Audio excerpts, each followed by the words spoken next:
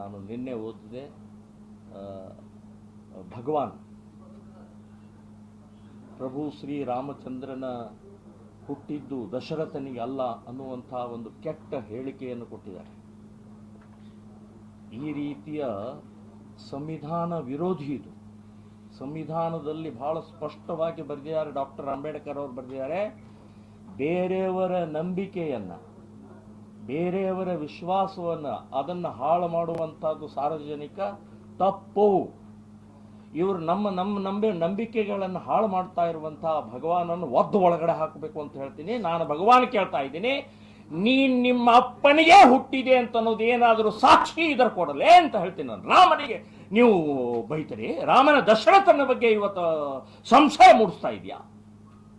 ಸಾವಿರ ವರ್ಷದಿಂದ ರಾಮನ ಪೂಜೆ ಮಾಡುವಂತಹ ಮಣ್ಣಿನಲ್ಲಿ ಹುಟ್ಟಿ ನೀನು ಇವತ್ತು ಮಾಡ್ತಾ ಇರುವಂತಹ ದಶರಥನ ಬಗ್ಗೆ, ರಾಮನ ಬಗ್ಗೆ ಮಾತನಾಡೋದು ನಾಲಿಗೆ ಕಿತ್ತ ಬಿಸಾಕ್ತೇವೆ. ಭಗವಾನ್ ಸಂವಿಧಾನ ವಿರೋಧಿ ಇದು. ಈ ರೀತಿ ಮೇಲಿಂದ ಮೇಲೆ ನೀನು ರಾಮನ ಬಗ್ಗೆ, ರಾಮಾಯಣದ ಬಗ್ಗೆ, ನಮ್ಮ ಹಿಂದೂ ದೇವರ ಬಗ್ಗೆ, ಗ್ರಂಥಗಳ ಬಗ್ಗೆ ಮಾತನಾಡೋದು ಬಾಯಿ ಮುಚ್ಕೊಂಡಿಲ್ಲದೆ ಇದ್ರೆ ಇನ್ನು ಮುಂದಿನ ದಿನಗಳಲ್ಲಿ ಸಹನೆ ಮಾಡುವುದಿಲ್ಲ ಅಂತ ಅನ್ನುವಂಥದ್ದು ನಾನು ಎಚ್ಚರಿಕೆಯನ್ನು ಕೊಡ್ತಾ ಇದ್ದೀನಿ. ಸರ್ಕಾರ ಕೂಡಲೇ ಸೋಮೋಟೆ ಹಾಕಿ ಅವರನ್ನು ಒದ್ದು ಒಳಗಡೆ ಹಾಕಬೇಕು ಅಂತನ್ನುವಂಥದ್ದು ಹೇಳ್ತಾ ಇದ್ದೀನಿ.